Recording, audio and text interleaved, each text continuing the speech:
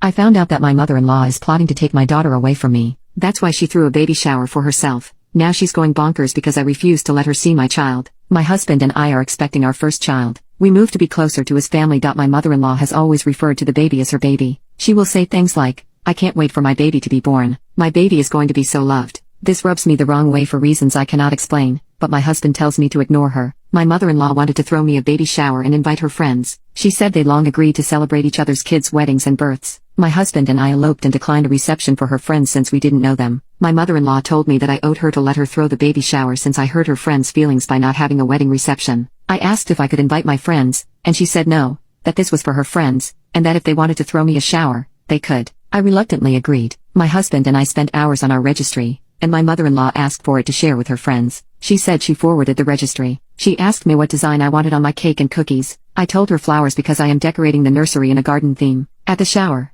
they gave me a mother-to-be sash and my mother-in-law a granny-to-be sash to wear. I noticed that the theme of the shower was circus animals. The cake had an elephant and balloons, and the cookies were animals. At first, I thought the floral theme was too difficult, so I rolled with it until it was time to open presents. Every present was some sort of circus animal. Onesies, blankets, toys. There is nothing on my registry. I was a little confused and even checked my registry to make sure I hadn't goofed up and changed everything.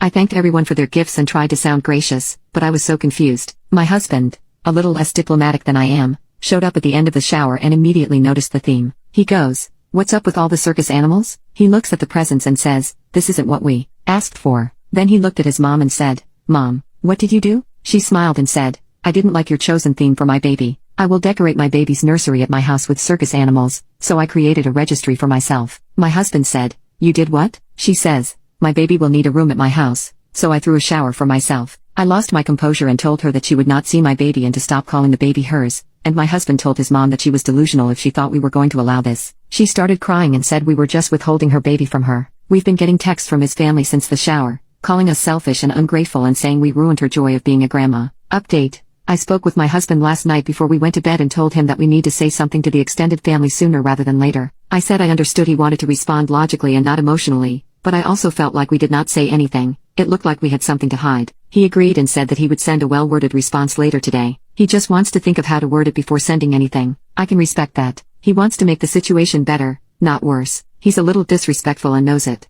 He wants to make sure he keeps what he says neutral and to the point. He's also not sure what to say to his mom at this point. He said once he sees how the family reacts to the whole story, he'll be able to judge better how to approach her. There had been zero discussion with her about setting up a room at her house for the baby. I asked my husband last night if she had mentioned anything to him about it, and he said no, other than she suggested we add a pack and play to our registry to have a portable crib. He said he was as shocked as I was to find out that she had intended on setting up a full-fledged nursery at her house and that he had no idea she was throwing a shower for herself. I asked him why he didn't take me seriously when I said that her calling the baby her baby made me uncomfortable, and he said that he thought it was just a generational thing. I asked why he didn't ask her to stop, and he said he wished he had and felt bad for not taking me more seriously. He said he knows I have trauma from the years of abuse at my mother's hand and thought maybe I was reacting due to that, but now he sees that it goes beyond that. He also knows that, due to my past experiences, I blame myself for things and don't stand up for myself even though I should. I grew up believing everything that went wrong was my fault. Years of therapy have helped, but I still find myself with that mindset in some situations. I'm a bit of a people pleaser,